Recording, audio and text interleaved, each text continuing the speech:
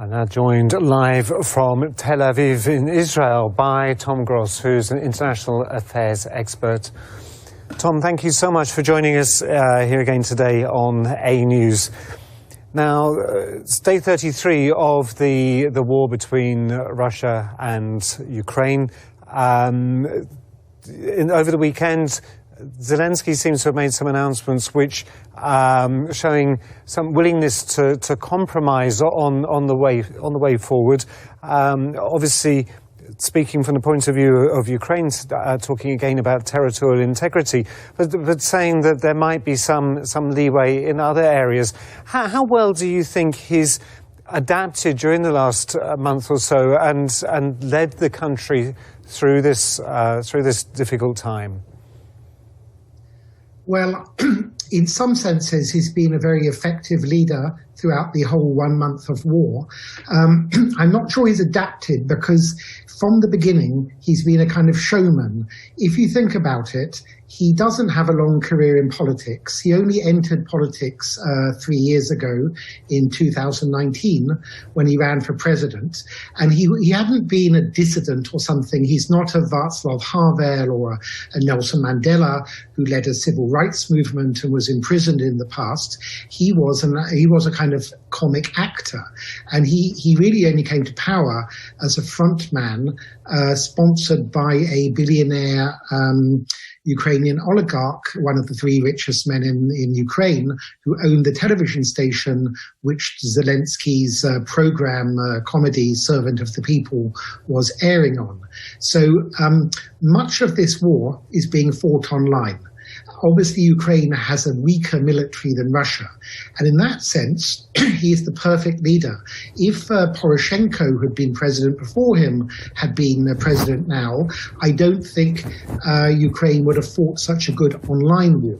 And the reason the online war is important is this translates into actual support in terms of weapons from the West, in terms of help for refugees, in terms of solidarity across the world, and so on.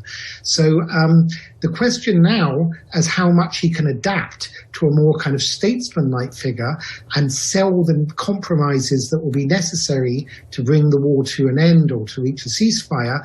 That's another question. He's certainly good at, giving Zoom interviews and, almost every day he's addressed some different parliament of some different country, and he's, worn his green khaki T-shirt to give the appearance of being a kind of wartime leader. And he's, used the language that would resonate in the countries he's speaking to. So when he addressed the British House of Commons, he said, we'll fight them on the beaches like Churchill. And to the French, it was liberty, equality, fraternity. And to the Americans, he adapted Martin Luther King's I Have a Dream speech. And then he claimed that it was like 9/11 every day or like Pearl Harbor and so on. So he has been good at this. Although, by the way, I should just finally point out that he's also annoyed people. Even today, he's annoyed, or rather his ambassador has annoyed the German president for criticizing Germany and making too many demands on them not to play Russian music at some concert. And he also yesterday really annoyed the International Committee for the Red Cross by basically demanding they act in a way that goes against the remit of what the Red Cross can do. And also in Israel, he essentially, when he addressed the Knesset last week, what he said essentially amounted to a kind of Holocaust provisionism, where he sort of made comparisons to this Hitler's final solution. And with all due respect to Ukrainian victims, it's about 1,000 civilian dead, 1,100 according to the UN. Possibly it's a bit higher or more higher, but it's not the Holocaust and so on. Absolutely. We will see how much he will now be able to sell compromise. I'm not sure it will be as easy as to make these Zoom speeches to standing ovations at various parliaments.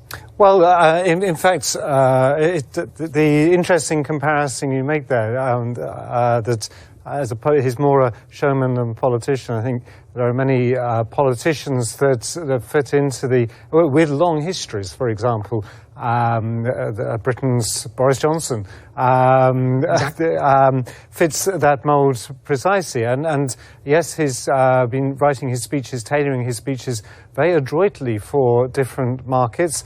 And yes, he's made mistakes on those fronts. So I think you've actually pointed out the ways in which he has progressed tremendously in the last month. Let's hope that he's able to put that to on the ground savviness as well. I might add that in some senses, Donald Trump, who of course had reality TV, the show before, was also in a way not a politician. So maybe this is the era we live in where, the social media and TV and so on mesh. And I should just point out it's relevant that Vladimir Putin is very much not the showman. He's old school politics. So Putin bombs the TV tower in Kiev, and that doesn't stop Zelensky getting his message out on Zoom and social media and the internet. These old style imaging doesn't count as much as it did, and that's been the Russians have been at a disadvantage in that respect in the war.